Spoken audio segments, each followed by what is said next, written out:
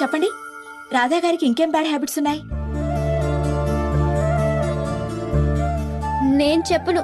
చెబితే ఇంటికి వెళ్ళగానే నా మోచే వెనక్కి విరిచి వీప్ మీద గుద్దుతాడు.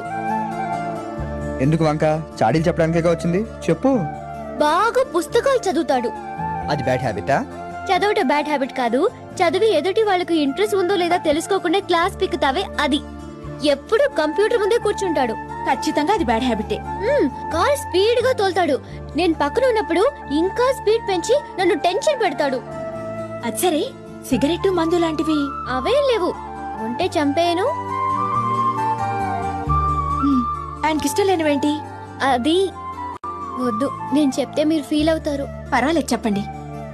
ఆడవాళ్ళు స్లీవ్లెస్ వేస్తే ఇష్టపడడు.